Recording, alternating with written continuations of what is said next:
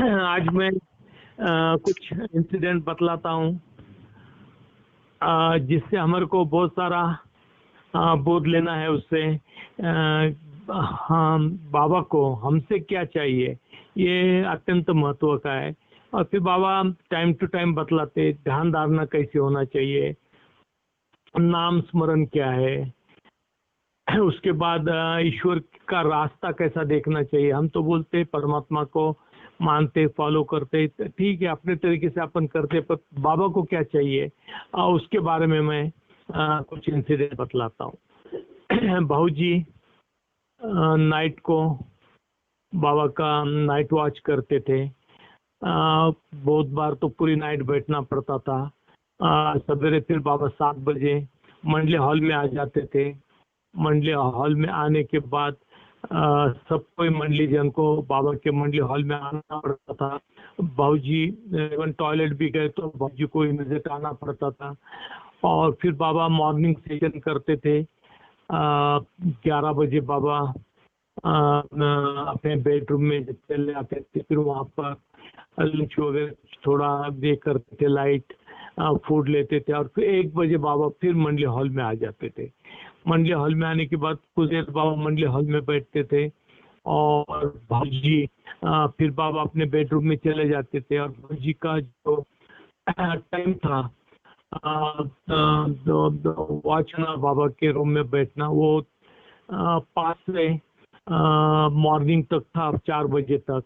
तो भाऊजी को बाबा 3 बजे बुला लेते थे। और 3 बजे बुलाने के बाद बाबा बाहर चेयर के ऊपर बिठाते थे भाऊजी को। 3 से 5 कोई काम नहीं। 5 बजे भाऊजी की ड्यूटी शुरू हो जाती थी। बाबा के रूम में भाऊजी चले जाते थे।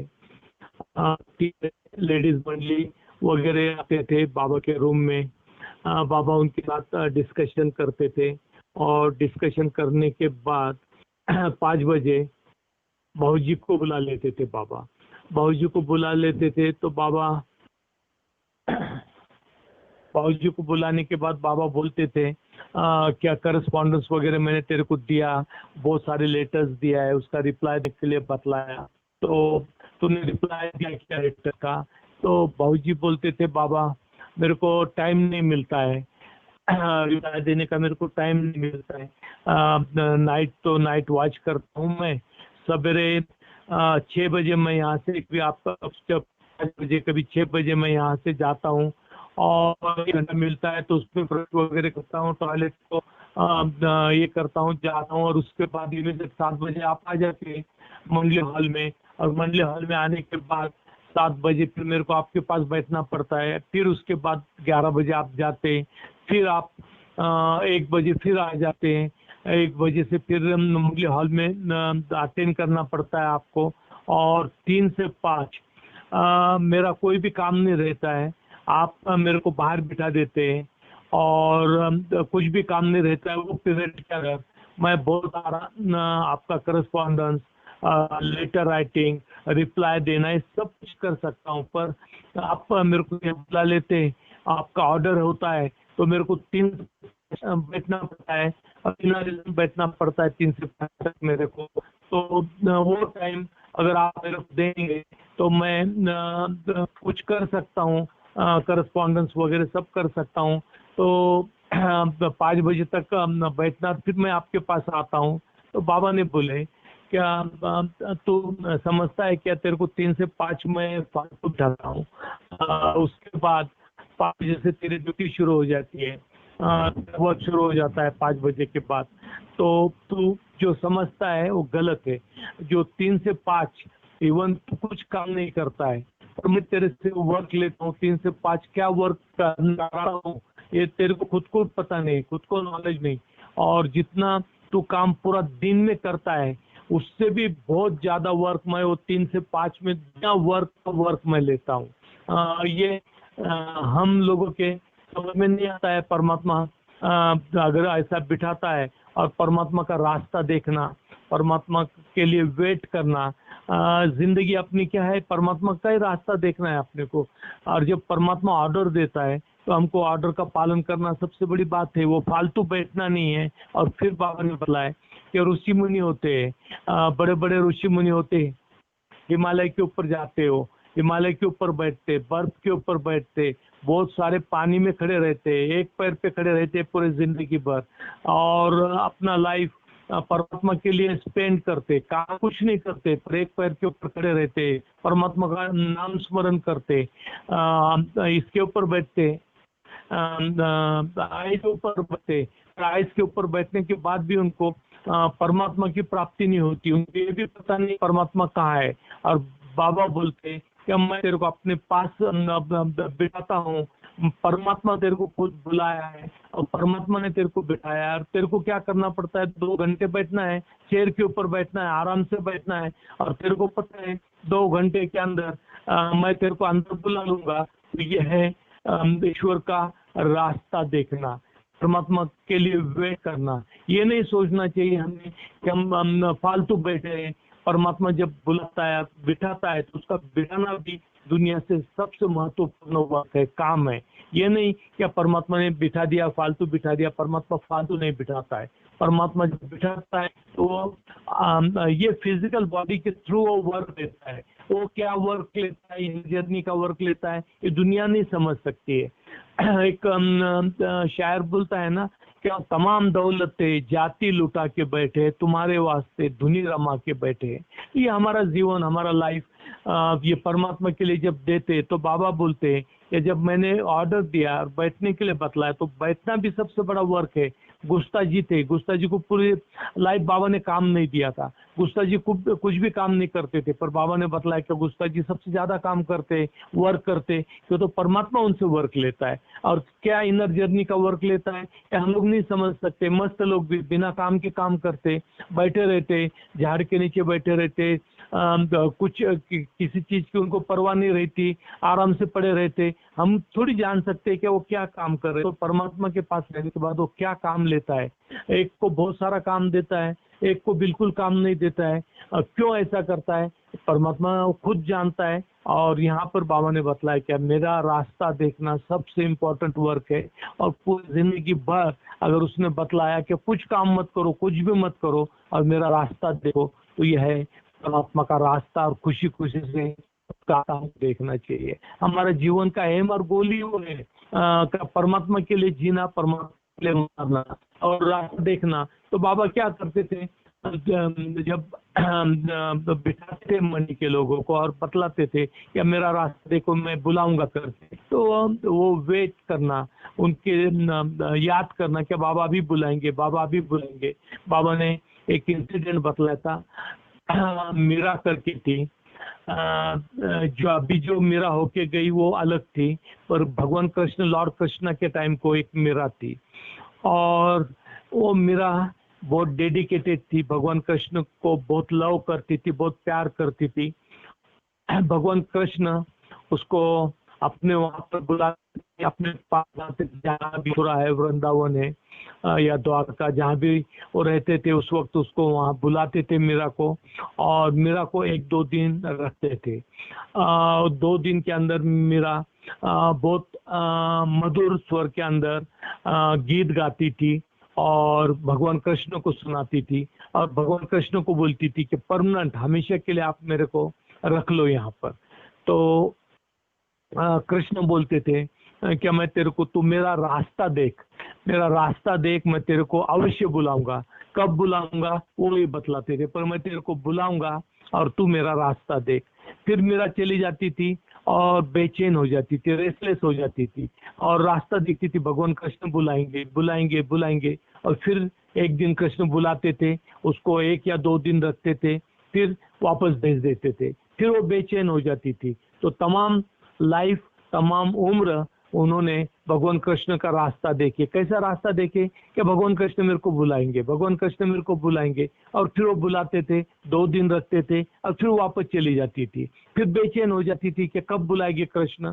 पूरा उनका जीवन का जो एम और गोल था, तो उनकी याद करना कि भगवान बुलाएंगे, भगवान बुलाएंगे। या ऐसा मेडिटेशन, इसको ध्यान धारणा बोलते। ध्यान धारणा, हम तो हाथ में माला लेके बैठ जाते, भगवान भगवान करते और बहुत सारा हमारे अंदर अहंकार भी बढ़ने लगता है कि मैं तो बहुत ध्यान धारणा करता हूँ, मैं तो परमात्मा का नाम लेता हूँ, मैं तो 3 से 5 करता हूँ, मैं तो 4 घंटा जप करता हूँ। तो ये हमारा माइंड का गेम है। और परमात्मा की याद करना कैसा, ये मेहर बाबा खुद सिखाते थे। तो बाबा ने कृष्ण का भी जो कहानी बतलाई बहुत अच्छी। मीरा जो थी वो भगवान लॉर्ड कृष्ण के टाइम वो अलग मीरा थी, और अभी जो 700 साल के बाद जो मीरा होके गई, मीरा के प्रभु की धरनागर, वो भी मीरा भगवान कृष्ण को बहुत चाहती थी, पर उन्होंने बॉडी ड्रॉप करने के बाद ये मीरा कलयुग में होकर गई। और वो जो मीरा थी वो भगवान कृष्ण लॉर्ड कृष्ण के टाइम होकर गई। तो और एक स्टोरी याद कैसी करना चाहिए परमात्मा की, उसके बारे में मैं बतलाता हूँ। क्या बारिया थे, बारिया हमेशा मेराजाद में रहते थे, ज़्यादा बाबा उनको ले जाते नहीं थे। कभी कभी बाबा उनको ले जाते थे मस्तवर के लिए, बैदुल को भी ले जाते थे। तो बारिया मेराजाद में रहते थे और बाबा बतलाते थे बारिया को कि मैं जाता हूँ। मैं जाने के बाद में कभी भी मेराजाद में मंडली हॉल में बेडरूम में मैं आऊँगा, कब आऊँगा क्या आऊँगा वो टाइम कभी देते नहीं थे। पर इतना याद रख, तो पूरा मेरा बेडरूम साफ करके रख, और उसके बाद ग्लास में जो पानी है वो चेंज करना, पिलो कवर चेंज करना, तकिया का जो कवर है वो चेंज करना, चादर चेंज करना, दोनों चादर जो गद्दी के ऊपर रखी और ओढ़ने की चादर वो भी चेंज करना, पूरा रूम साफ सफाई करना। ये तरीके से करना कि बाबा हाँ मौजूद है, और बाबा भी एक मोमेंट क्षण में बाबा आने वाले। और बारिया रोज करते थे, पानी भी चेंज करते थे, बाबा का पूरा रूम क्लीन करते थे। जैसा बाबा भी एक मोमेंट, बाबा एक क्षण में 1 मिनट में बाबा आने वाले, वो इससे बाबा का रास्ता देखते थे कि बाबा आएंगे। और फिर 27-28 दिन में वो कंटिन्यूसली करते थे और बाबा आते थे। बाबा रात को 2 बजे आए और बाबा ने बेडरूम खोलने के लिए बतलाया। बेडरूम खोला गया, बाबा ने बारिया से पूछे क्या पानी चेंज किया? हाँ बाबा पानी चेंज किया। तकिया का कवर चेंज किया? हाँ बाबा। बेड शीट चेंज किया? हाँ बाबा। सब क्लीन किया, पूरा झाड़ कर निकाला? हाँ बाबा। पोछा? हाँ बाबा। सब कुछ किया जैसा आप रोज आते और आप मौजूद है, ये तरीके से मैंने आपका सब काम किया। बाबा बहुत प्रसन्न हुए। तो ये क्या चांस देते बाबा अपने कुन की याद करने का। और याद कैसी करना है, क्या बाबा आने वाले, बाबा अगले क्षण आने वाले, बाबा हमारे पास आने वाले। हम जब वो लगन लगती है तो परमात्मा मिलता है, ईश्वर मिलता है। ध्यान धारणा ठीक है, मेडिटेशन करते, योगा करते, सब करते, पर उसमें मन नहीं लगता है। मन नहीं लगता है, अपने तरीके से अपन करते, परमात्मा का जप करते, नाम जप करते, सब कुछ करते, और चारों दिशा में अपना माइंड जाता है, अपना मन जाता है। तो अपना मन जो है वो कॉन्सेंट्रेट कैसा होता है, क्या परमात्मा की याद आती है कि बाबा आने वाले, तो बाबा के लिए सब तैयार रखो, बाबा के लिए साफ सफाई करो, बाबा आ जाएंगे, कोई भी क्षण आ जाएंगे। तो हर क्षण वो परमात्मा हमारे साथ है, हमारे पास है। पर ये अनुभूति आना चाहिए। और बाबा मंडली के लोगों को अपॉर्चुनिटी देते थे, वो चांस देते थे, और फिर मंडली के लोगों को ये समझ में आया कि अब बाबा की याद कैसा करना चाहिए। और ये याद हमारे को सत्य की तरफ ले जाती है, परमात्मा की तरफ ले जाती है, दुनिया को भुला देती है और उसका नाम स्मरण करने को लगाती है, उसकी याद करने को लगाती। तो ये उसके याद में अपना जीवन में कैसा व्यतीत करना, ये बाबा सिखाते। अभी नाम का महिमा होता है, नाम का महिमा तो बहुत अपरंपार है। परमात्मा का नाम ये भी बोलते हैं, नारायण महाराज मराठी के अंदर बोलते हैं, नाम स्मरण करावे यानी आनंदित राहावे। परमात्मा का नाम लो और आनंद। पर नाम लेना कैसा, नाम स्मरण करना कैसा, ये भी तो बहुत मुश्किल बात है। क्या हाथ में माला लेके बैठ गए और परमात्मा परमात्मा कहने से परमात्मा मिलता है, कहने से तो मिल जा, कुछ खुदा मिलता नहीं, और मेहनत किए बगैर कुछ मुनाफा मिलता नहीं। तो खुदा खुदा कहने से तो आज तक किसी को खुदा मिला नहीं, भगवान भगवान कहने से कुछ ईश्वर मिला नहीं। उसके लिए करने से तुम मिल जा, कुछ खुदा मिलता नहीं, और मेहनत किए बगैर कुछ मुनाफा मिलता नहीं। तो मेहनत करना पड़ेगा, अपना जीवन देना पड़ेगा, उसके याद में एक रूप होना पड़ेगा, और वो याद हृदय से आना चाहिए। तो बाबा ने बाबूजी थे मंडली हॉल में, और बाबा ने एक फैमिली आई, सरदार फैमिली थी, ब्रिगेडियर थे, उनकी वाइफ थी, दोनों भी बाबा के मंडली हॉल में आ गए। मंडली हॉल में मेराजाद में आए, और बाबा ने बोले गुरु नानक बहुत महान थे, ऐसा बाबा ने बोले। तो उनकी मिसेज जो थी उन्होंने बोली कि बाबा आपने गुरु नानक के बारे में पढ़ा है क्या? तो बाबा बोलते कि मैं पढ़ता नहीं, मैं जानता हूँ। बहुत महत्वपूर्ण है ये कि मैं पढ़ता नहीं, मैं जानता हूँ। परमात्मा पढ़ के अनुभूति नहीं लेता है, परमात्मा पढ़ के ग्रास्पिंग पावर नहीं उसका माइंड के अंदर लेता है। परमात्मा जानता है, नॉलेजेबल है। 10,000 साल पहले क्या था वो आज जानता है, प्रेजेंट में क्या है वो जानता है, फ्यूचर में क्या होगा 10 करोड़ साल बाद वो परमात्मा जानता है। परमात्मा पढ़ता नहीं है, परमात्मा पढ़ के उपदेशक नहीं है। पृष्ठ लोग, धर्मगुरु लोग रहते हैं, उपदेशक रहते, और एक उनका पेशा बन जाता है उपदेश करने का, और फिर वो आदत से मजबूर हो जाते हैं। हैबिट एक बार हो गई उपदेश देने की तो जिंदगी भर उपदेश देते रहते। उनको दुरुस्त करने का प्रयत्न किया तो कभी होते नहीं, क्यों तो उनको लगता है कि हमारे जैसा विद्वान, हमारे जैसा महान पंडित, हमारे जैसा मौलवी, हमारे जैसा फादर दुनिया में कोई है ही नहीं। और फिर उनके जो बात करने के तरीके वो सब में अहंकार दिखाई देने लगता है। बाबा जो विकार खत्म करने को लगाते वो विकार बढ़ते जाते। तो बाबा ने बोले मैं जानता हूँ करके। तो ब्रिगेडियर जो थे सरदार जी, उन्होंने बोले कि बाबा मैंने नाम का महिमा बहुत पढ़ा है, गुरु नानक देव ने नाम का महिमा बहुत बतलाया, पर आज तक मेरे को पता नहीं चला कि नाम का महिमा कैसा नाम जप करना चाहिए। बाबा ने एक कपलेट भी बोला उसके ऊपर, गुरु नानक देव के ऊपर, कि उन्होंने लिखा था कोई न जाने उनका अंत, कोई न जाने उनका अंत, ऊंचे से ऊंचा कुछ संत ऐसा ये किया है। तो बाबा ने वो गुरु नानक देव के बारे में बोले कि कोई न जाने उनका अंत, ऊंचे से ऊंचा भगवंत, कोई न जाने उनका अंत, ऊंचे से ऊंचा भगवंत। तो ब्रिगेडियर को बाबा ने बोले क्या मैं आज बतलाता हूँ क्या नाम का महिमा क्या है करके। तो बाबा ने बोले क्या उनकी ब्रिगेडियर को तुम्हारी मिसेज बहुत सुंदर है, तुम उससे प्यार करते हो क्या? तो ब्रिगेडियर ने बोला बहुत प्यार करता हूँ बाबा।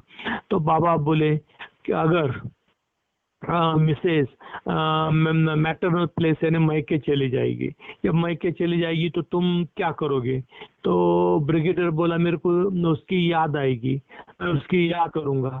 तो बाबा ने बोले तू हाथ में माला लेके बैठेगा क्या उसका नाम स्मरण करने के लिए? वो बोले नाम स्मरण करने के लिए माला नहीं जपूंगा।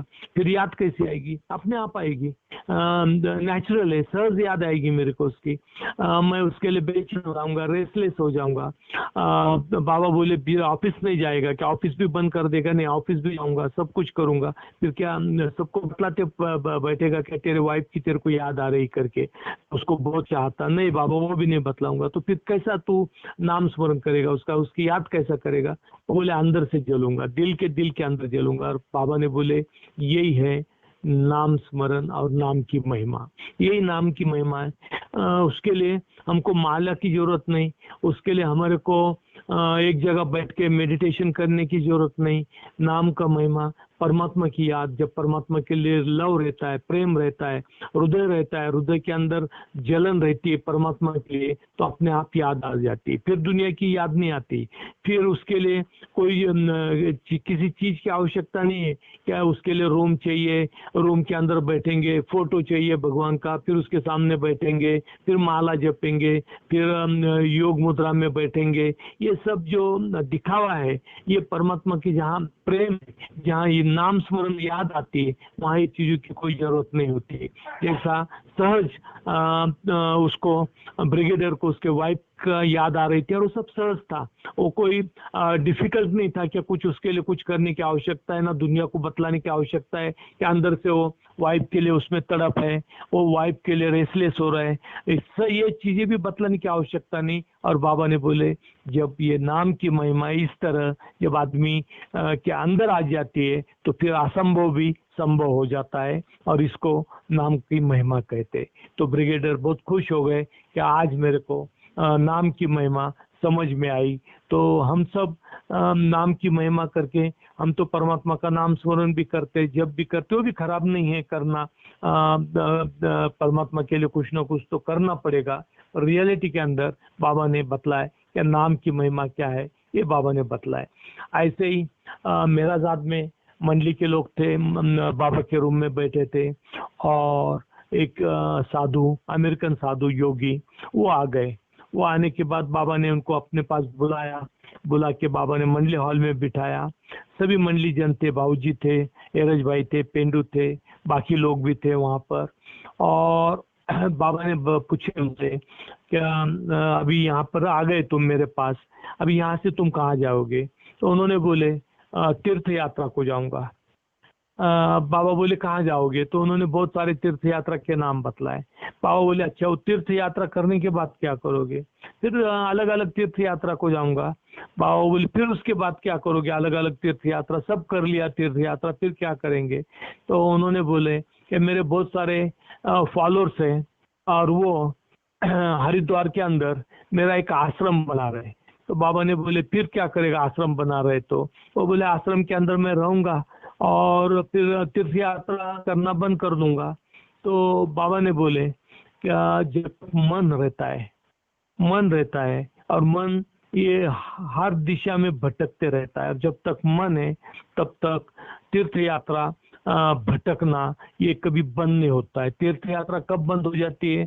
जब मन खत्म हो जाता है, और जब मन खत्म होता है तो तीर्थ यात्रा खत्म हो जाती है। तीर्थ यात्रा जब शुरू होती है तो ये दुनियादारी में भटकना जो है, जो हम भटकते हैं, वो बंद हो जाता है। और फिर बाबा ने बोले रियल तीर्थ यात्रा कहाँ है?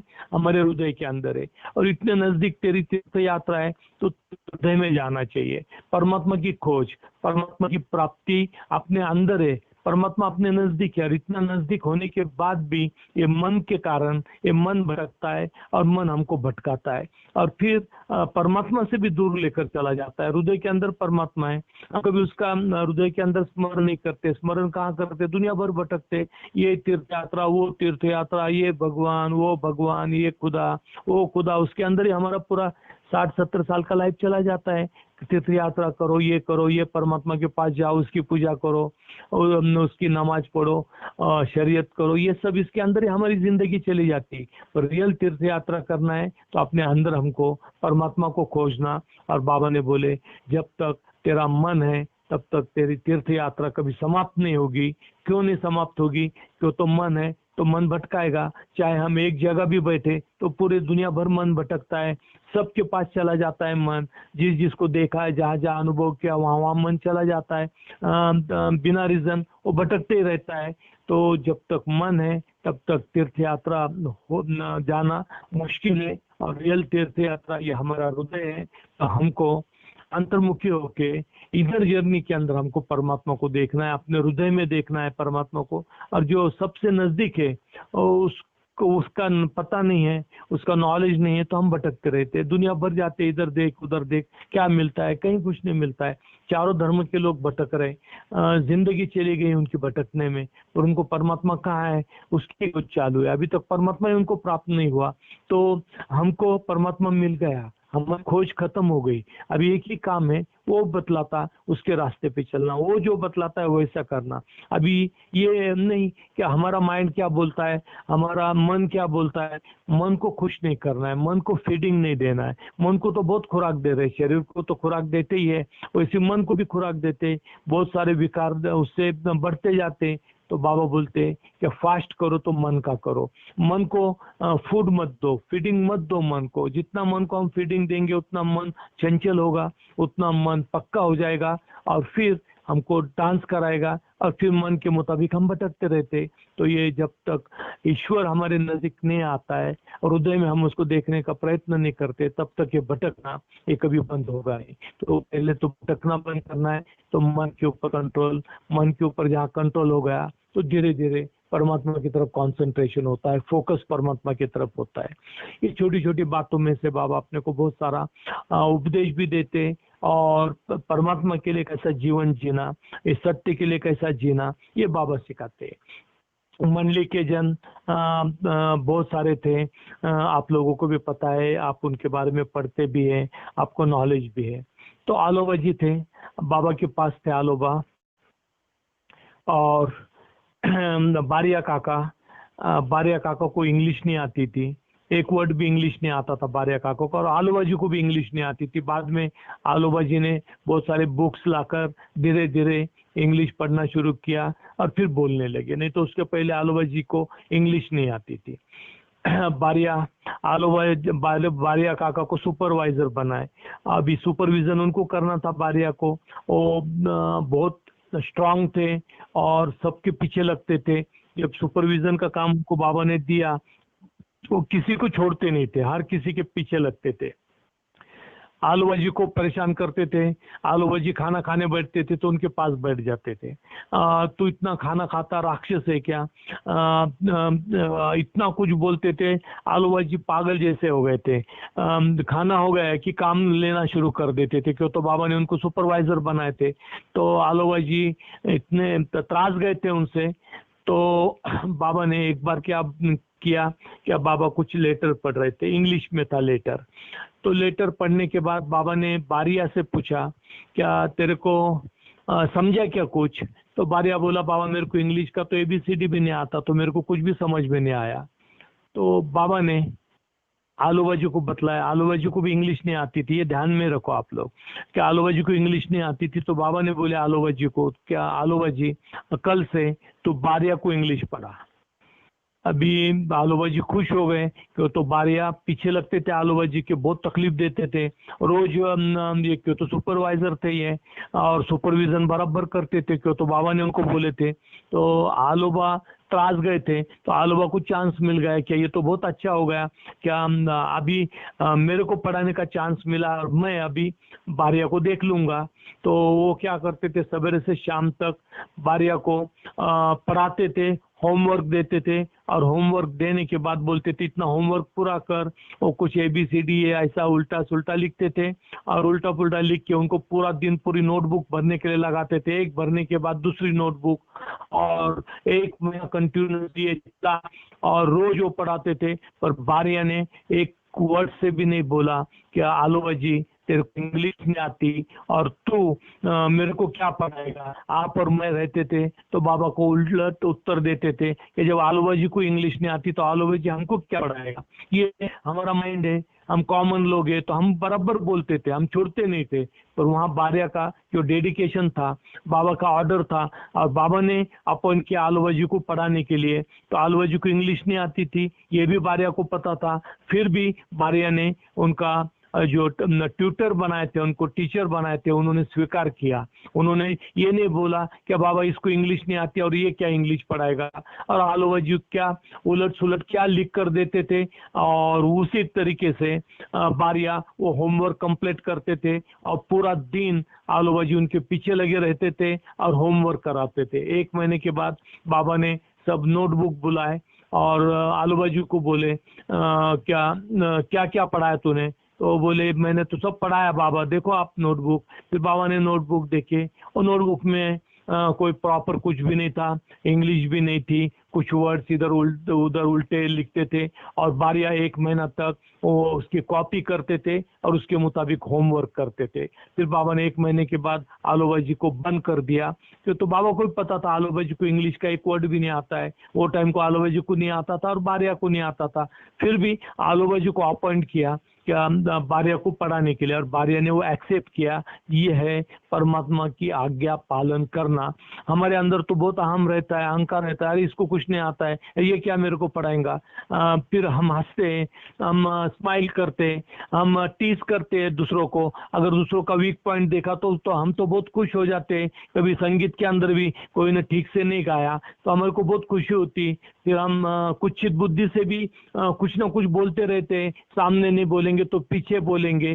तो ये जो आज्ञा पालन है परमात्मा की, वो कैसा करना चाहिए, ये बारिया के इंसिडेंट से, उनके जो स्टोरी है बाबा के सामने हुई वाली घटना, तो उसके बारे में जब हम सोचेंगे तो हमको पता चलेगा कि परमात्मा की आज्ञा कैसे पालन करना चाहिए। परमात्मा को फॉलो करना अपने तरीके से बहुत आसान है, पर जब वो बतलाता है और वो हमको एक्सेप्ट करना बहुत मुश्किल है, बहुत मुश्किल, इम्पॉसिबल है दुनिया के अंदर। मैं तो बोलता कोई नहीं कर सकता है, मंडली के लोग ही करते थे। और जो बाबा के पास रहते थे, जिन्होंने डेडिकेशन किया, अपना लाइफ परमात्मा को दिया, अपनी जिंदगी दिया। बाबा बोलते थे दिन को रात तो रात, रात को दिन बोलते थे तो दिन बोलते थे। वो ये नहीं बोलते थे बाबा आप गलत बोल रहे हैं, क्या हम यहाँ तो दिन है और आप उसको रात बोल रहे हैं। क्यों? क्यों तो परमात्मा की जो आज्ञा है उनको 100% है। मेरा परमात्मा, मेरा खुदा, मेरा ईश्वर जिसको मैं स्वीकार किया, जिसको मैं फॉलो करता, वो कभी गलत नहीं हो सकता है। ये अगर भावना हमारे अंदर आ गई तो एक जीवन बदल जाता है, लाइफ बदल जाता है। हम एक दूसरे से कंपेयर करते, एक दूसरे से कंपैरिजन करते, मेरे को ये आता है तो इसको वो नहीं आता है, वो उसमें हमारी पूरी जिंदगी चली जाती।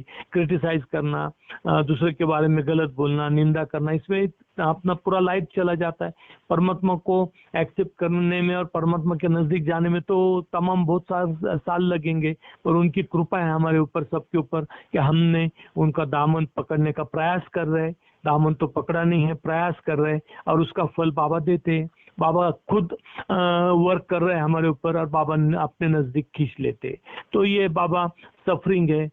फिर उसमें बहुत सारी बातें बाबा इंसल्ट करते थे। बाबा बहुत सारा लोगों के सामने अपमान करते थे मंडली का, बहुत सारे वर्ड्स खराब खराब यूज करते थे, और मंडली नीचे सर देकर सब कुछ सुनती थी। तो यह है ह्यूमिलेशन जो करते हैं परमात्मा। जहाँ इंसल्ट होता है, जहाँ अपमान होता है, वही आदमी परमात्मा के दरबार में ऊंचा उठता है। नहीं तो फिर यह है बख्शिश दो, अवार्ड दो, शॉल दो, नरियल दो, फिर देखो एक दूसरे की शान, उनका चेहरा देखो कितना खुश होता है। जिसको नहीं दिया वो दुखी होता है, जिसको मिल गया स्टेज के ऊपर चढ़ने के लिए, जिसको टॉक मिल गया देने के लिए, वो खुश हो गया। फिर हम भी बहुत सारी चीजें करते हैं, वहाँ स्टेज के ऊपर भी बुलाएंगे तो प्रतिष्ठित लोगों को बुलाया जाता है। बाकी कॉमन आदमी की वहाँ पर कोई कीमत नहीं रहती है। वो तो आते हैं बेचारे ऑडियंस करके, उनका एक ही काम होता है सुनना और ताली बजाना और खुश होना। तो वो बेचारे अपने तरीके से करते, पर बाकी जो प्रतिष्ठित लोग रहते फिर उनकी हम बहुत सारी प्रशंसा करते, खुश करते। तो ये है दुनिया, ये है वर्ल्डली लाइफ। पर परमात्मा का लाइफ ये वर्ल्डली लाइफ जैसा नहीं है।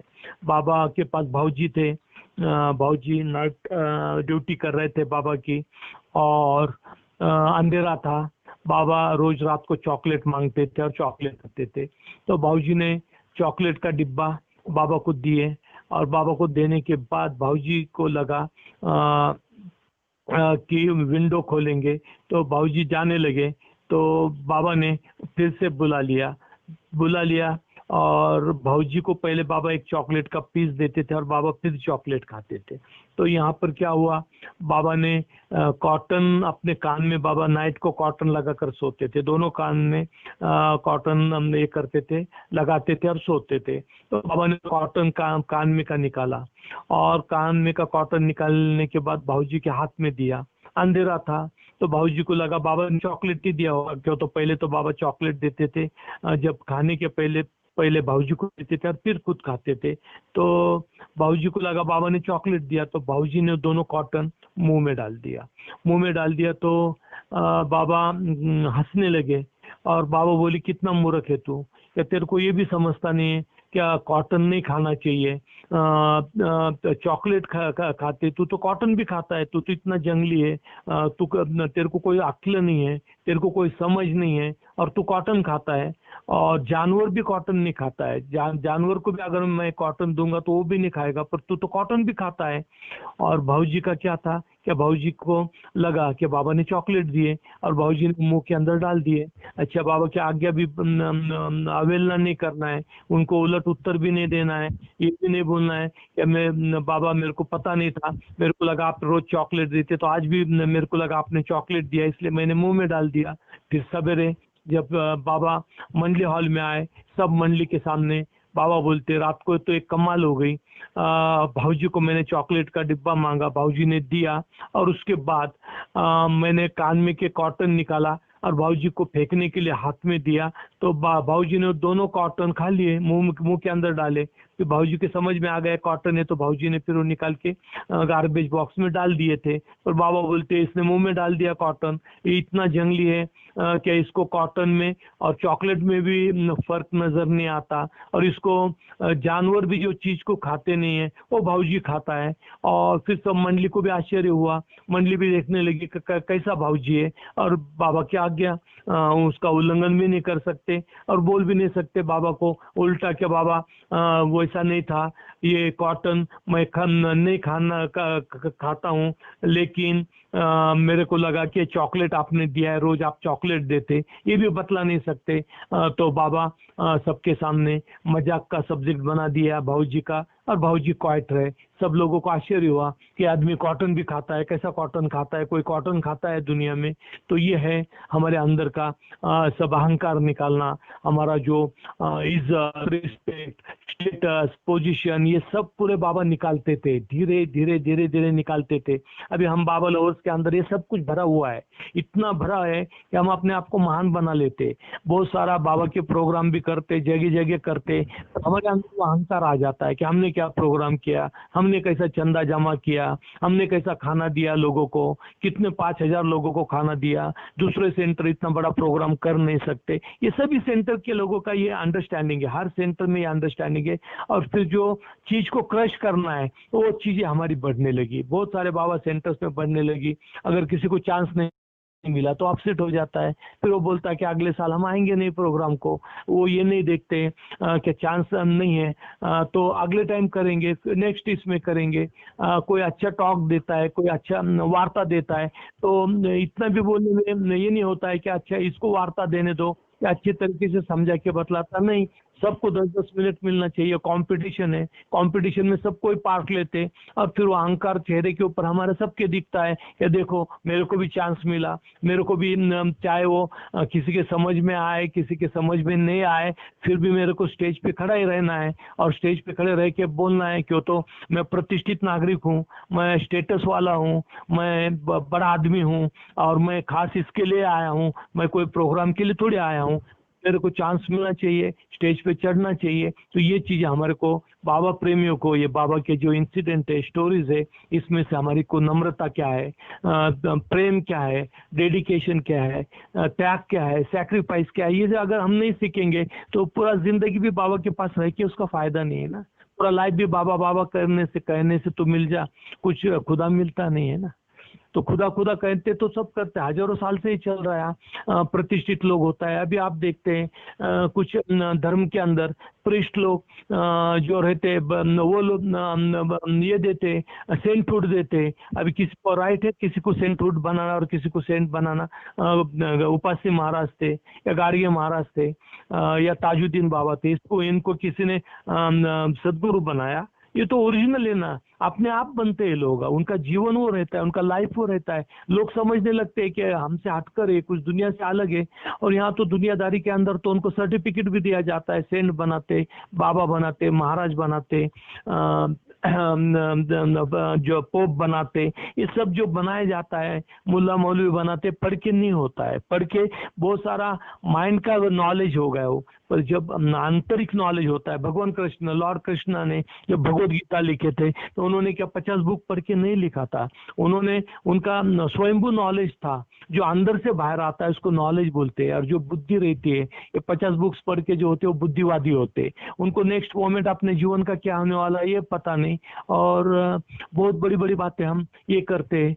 आदि की रानी एक अच्छा ये बोलते थे कि अंधे को अंधेर में बहुत दूर की सूझी, और भूख लगी पेट को तो तंदूर की सूझी। तो हम तो अंधे तो है, क्यों? तो ब्लाइंड है, परमात्मा तो देख नहीं सकते, माया को देख रहे। तो अंधे को अंधेर में बहुत दूर की सूझी, और भूख लगी पेट को तो तंदूर की सूझी। जब खाने की टाइम हो गया तो जैसा बोलते, भूखे पेट भजन नहीं हुई गोपाला, वैसा हो जाता है। फिर सब भूल जाते, भगवान भूल जाते, ईश्वर भूल जाते, और हमारा जीवन का मकसद खाना खाना हो जाता है, उसमें एक रूप हो जाते, फिर याद भी नहीं आती परमात्मा की, सब कुछ भूल जाते। तो ये है दुनिया, यह है वर्ल्ड। हमको हर चीज, एक एक स्टेप हमको आध्यात्मिकता के कदम कदम के ऊपर हमारे को सत्य के ऊपर चलना है, उसके तरफ टर्न होना है। तो ये बहुत सारी बातें हमको सीखना है, मेरे को भी सीखना है, आप लोगों को भी सीखना है, और तमाम बाबा प्रेमियों को भी सीखना है कि हमारे विकार क्या है।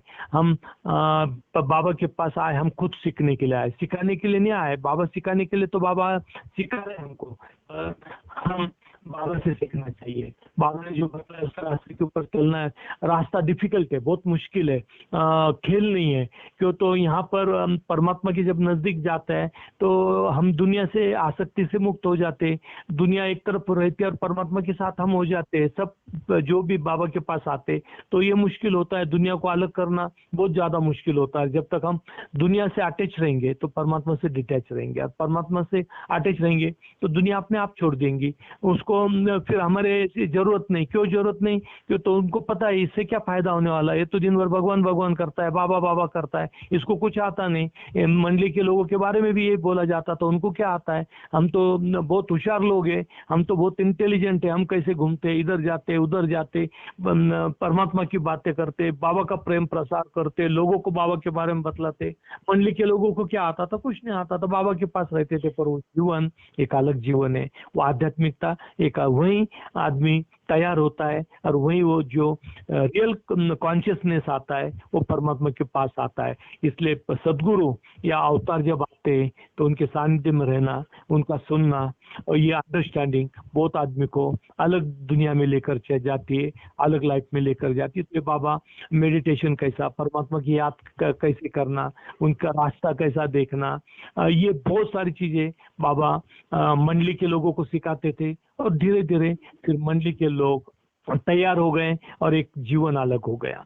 बाबा पूना में थे, बाहर से खाना आता था तो मंडली के लोगों को फीस्ट होती थी, बहुत बड़ी फीस्ट होती थी। जब बाबा के पास रहते थे तो मैं भी पुणे में गुरु प्रसाद में समर में बुलाते थे बाबा, तो हम लोग वहाँ रहते थे बाबा के साथ अपस्टेयर।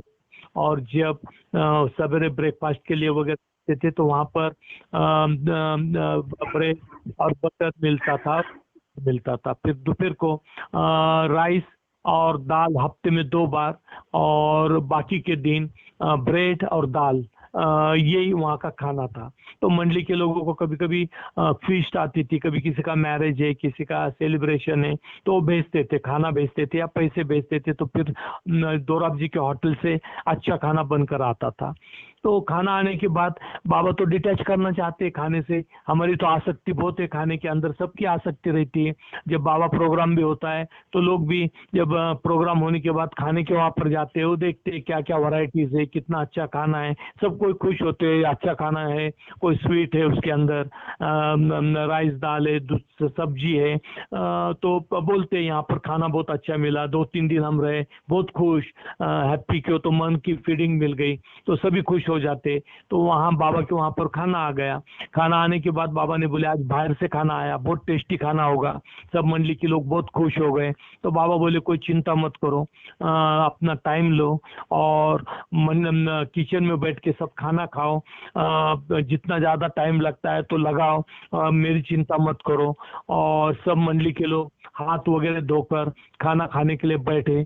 और खाना खाने के लिए बैठने के बाद बाबा मंडली हॉल में बैठे थे। बाबा उठकर वहां पर आ गए जहाँ किचन था, और किचन के साइड में बाहर बाजू बाबा चेयर लेकर बैठ गए। सब लोग को शौक बैठा कि अभी बाबा बैठे सामने, बाहर बैठे, बाबा रास्ता देख रहे और हम लोगों ने कैसा खाना खाना।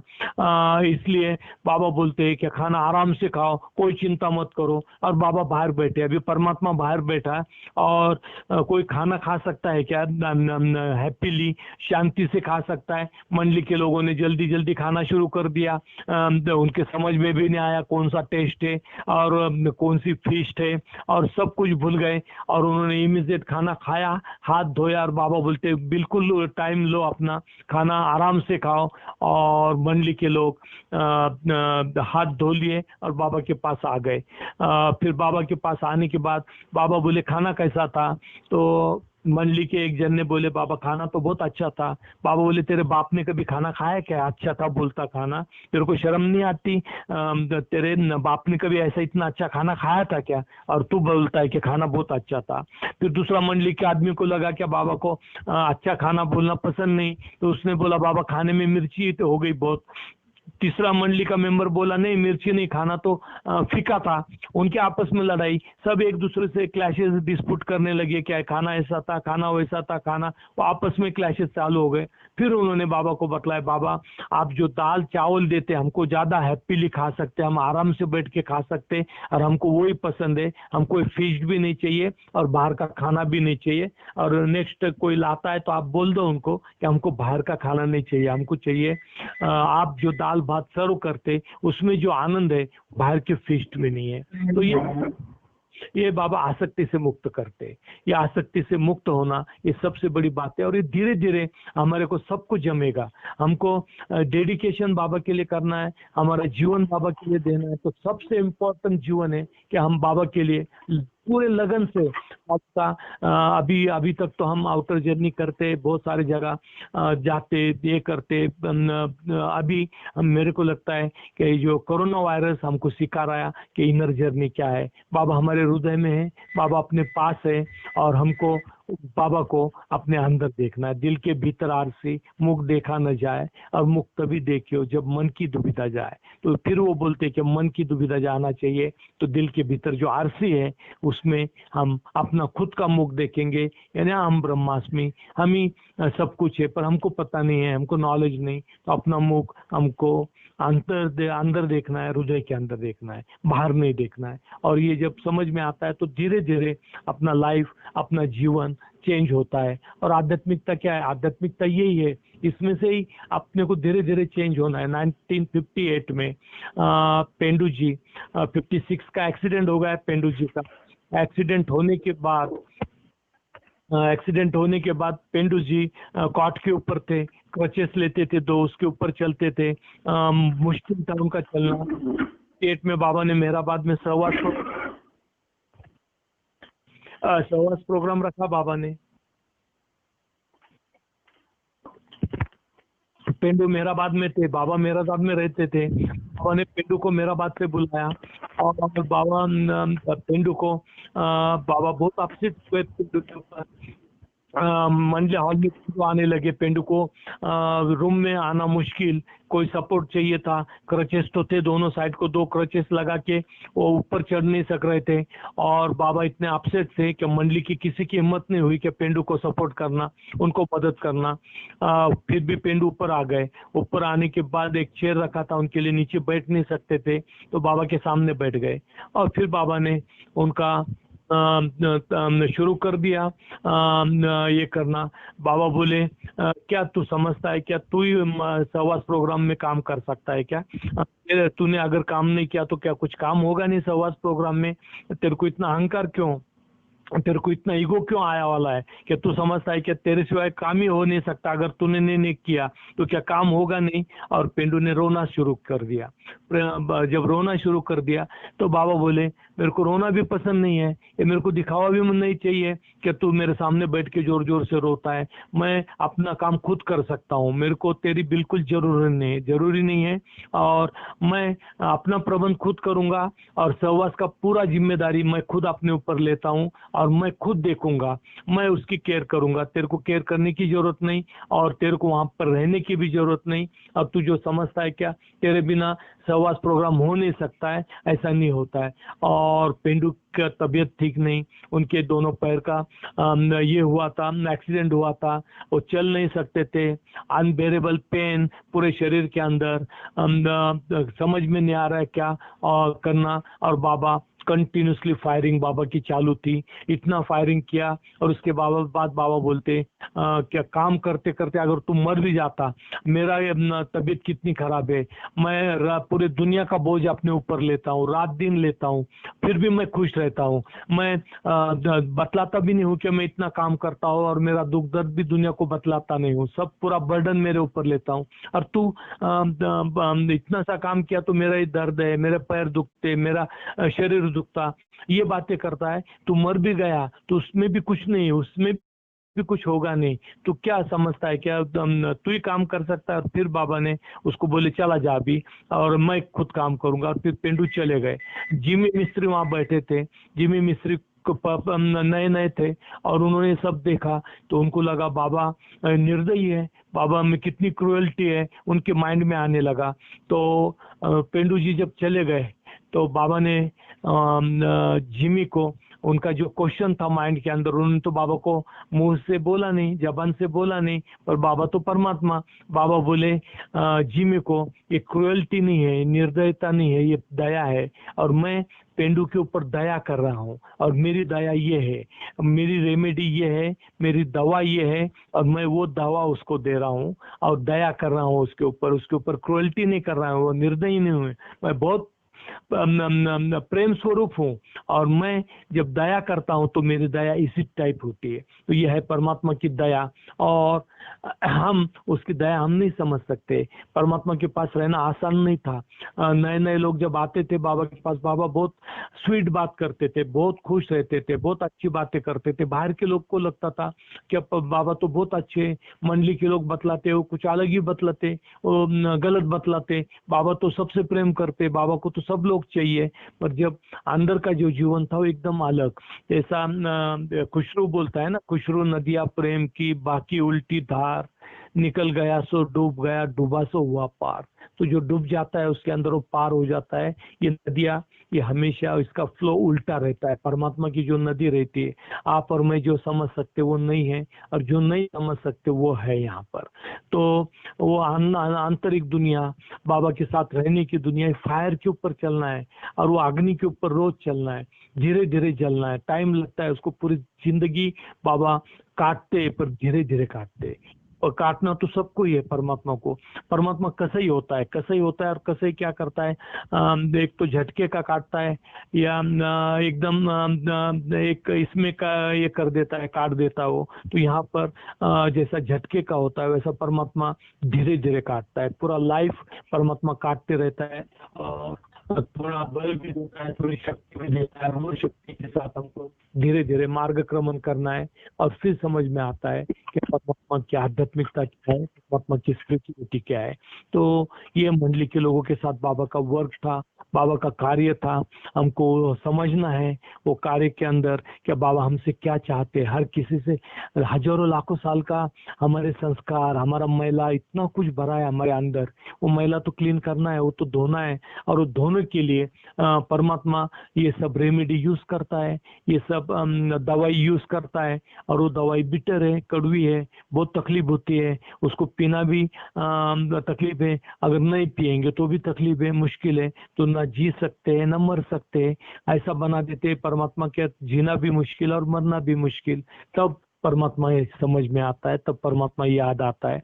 और यही जीवन परमात्मा का जब हमको मिल गया है परमात्मा, तो लाखों लाइफ हमने दी है अपने मौज के लिए। अपने से एक तो लाइफ परमात्मा के लिए हम दे देंगे, सैक्रिफाइस करेंगे, डेडिकेट करेंगे, और लाइफ बदल जाएगा, जिंदगी बदल जाएगी।